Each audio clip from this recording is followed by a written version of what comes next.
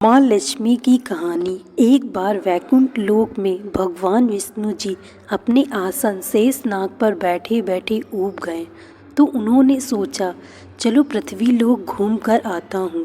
वैसे भी कई साल बीत गए थे धरती पर गए, इसलिए वो फटाफट अपनी यात्रा की तैयारी करने लगे।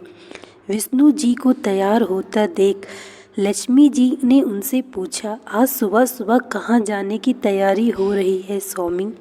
विष्णु जी ने कहा, हे प्रिय, मैं पृथ्वी लोक पर घूमने जा रहा हूँ। तो कुछ सोचकर लक्ष्मी ने कहा, हे भगवान, क्या मैं भी आपके साथ पृथ्वी लोक आ सकती हूँ? विष्णु जी ने 2 पल सोचा, फिर कहा, एक शर्त पर तुम मेरे साथ चल सकती हो। तुम पृथ्वी पर पहुंचकर उत्तर दिशा की ओर नहीं देखोगी। लक्ष्मी जी के मन में आया कि प्रभु ऐसी शर्त क्यों रख रहे हैं, लेकिन ज़्यादा प्रश्न करने पर वो नाराज़ होकर उन्हें ले जाने से कहीं मना न कर दे, इसलिए लक्ष्मी जी ने हाँ कह अपनी बात मनवा ली। और सुबह सुबह माँ लक्ष्मी और भगवान विष्णु धरती पर पहुँच गए। तब सूर्योदय हो रहा था। रात बरसात होकर हटी थी। चारों ओर हरियाली ही हरियाली थी। उस समय चारों ओर बहुत शांति थी और धरती बहुत ही सुंदर दिख रही थी। सफर के दौरान माँ लक्ष्मी मंत्रमुग्ध होकर धरती को देख रही थी और इन सब में वो भूल गई कि पति को क्या वचन देकर आई है। लक्ष्मी जी चारों ओर देखते देखते कब उत्तर दिशा की ओर देख पता ही नहीं चला। उत्तर दिशा में माँ लक्ष्मी को एक बहुत ही सुंदर बगीचा नज़र आया और उस तरफ से भीनी भीनी खुशबू आ रही थी और बहुत ही सुंदर सुंदर फूल खिले थे। वहाँ एक फूलों का खेत था। माँ लक्ष्मी बिना सोचे समझे उस खेत में चली गई और एक सुंदर सा फूल तोड़ लाईं। लेकिन यह क्या, जब माँ लक्ष्मी भगवान विष्णु के पास वापस आईं तो भगवान विष्णु की आंखों में आंसू थे। भगवान विष्णु ने माँ लक्ष्मी से कहा, कभी भी किसी से बिना पूछे उसका कुछ भी नहीं लेना चाहिए और किसी को दिया वचन भी नहीं तोड़ना चाहिए। माँ लक्ष्मी को अपनी भूल का पता चला तो उन्होंने भगवान विष्णु से इस भूल की माफ़ी मांगी।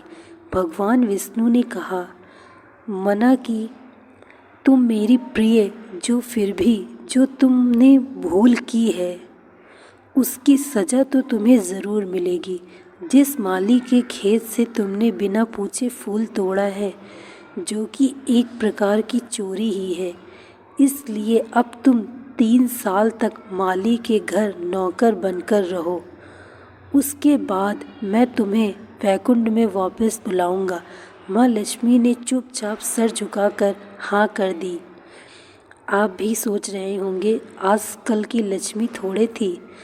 उस दिन से माँ लक्ष्मी एक गरीब औरत का रूप धारण करके उस खेत के मालिक के घर गई। घर क्या, एक झोपड़ा था। मालिक का नाम माधव था। घर में माधव की बीवी, 2 बच्चे और 3 बेटियां थी। सभी उस छोटे से खेत में काम करके किसी तरह से गुजारा करते थे। माँ लक्ष्मी जब एक साधारण औरत बनकर जब माधव के झोपड़े पर गईं तो माधव ने पूछा, बहन तुम कौन हो? मुझसे इस समय तुम्हें क्या चाहिए?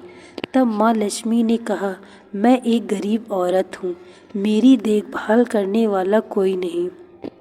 मैंने कई दिनों से खाना भी नहीं खाया। मुझे कोई भी काम दे दो, इसके बदले मैं तुम्हारे घर का काम भी कर दिया करूँगी। बस मुझे अपने घर में एक कोने में आसरा दे देना। माधव गरीब ज़रूर था, किंतु बहुत ही अच्छे दिल का मालिक था। उसे दया आ गई, लेकिन उसने कहा, बहन मैं तो बहुत ही गरीब हूँ। मेरी कमाई से मेरे घर का खर्च मुश्किल से चलता है।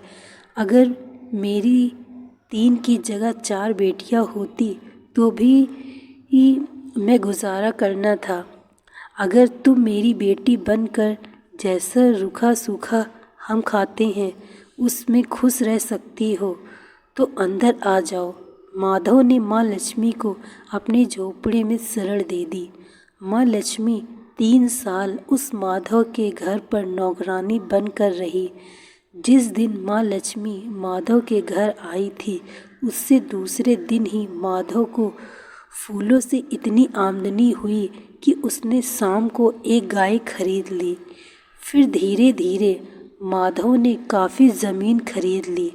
उसने सबके लिए अच्छे अच्छे कपड़े भी बनवा लिए, एक बड़ा पक्का घर भी बनवा लिया, बेटियों और बीवी को गहने भी खरीद कर दिए और उसके घर शरण लेकर रह रही लक्ष्मी जी को भी उसने वो सब दिया जो अपनी बेटियों को दिया था।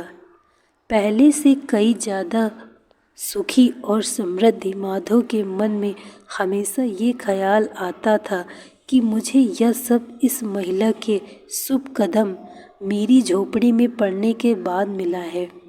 इस महिला ने एक बेटी के रूप में मेरे जीवन में आकर मेरी किस्मत ही बदल दी। 3 साल लगभग बीत गए थे, लेकिन माँ लक्ष्मी अब भी घर में और खेत में काम करती थी। एक दिन माधव जब अपने खेतों से काम खत्म करके घर आया तो उसने अपने घर के सामने के द्वार पर एक देवी स्वरूप गहनों से लदी एक औरत को देखा। ध्यान से देखकर पहचान गया, अरे या तो मेरी मुँह बोली चौथी बेटी यानी वही औरत है। वो पहचान गया कि या तो माँ लक्ष्मी है। अब तक माधव का पूरा परिवार बाहर आ गया था और सब हैरान होकर माँ लक्ष्मी को देख रहे थे। माधव बोला, हे माँ, हमें माफ़ कर दीजिए, हमने आपसे अनजाने में ही घर और खेत में काम करवाया है। माँ, यह कैसा अपराध हो गया है। माँ, हम सबको माफ़ कर दो। माँ लक्ष्मी मुस्कुराई और बोली, हे माधव, तुम बहुत ही अच्छे और दयालु व्यक्ति हो। तुमने मुझे अपनी बेटी की तरह से रखा है, अपने परिवार के सदस्य की तरह से मान दिया। इसके बदले मैं तुम्हें वरदान देती हूँ कि तुम्हारे पास कभी भी खुशियों की और धन की कमी नहीं होगी। तुम्हें वो सारे सुख मिलेंगे जिसके तुम हकदार हो। फिर माँ अपने स्वामी के द्वारा भेजे रथ में बैठकर वैकुंठ चली गई। दोस्तों, मैं आशा करती हूँ आपको यह कहानी अच्छी लगी होगी। यदि कहानी अच्छी लगी हो तो वीडियो को लाइक तथा चैनल को सब्सक्राइब अवश्य करें। Thank you so much watching this video. Like, share and subscribe.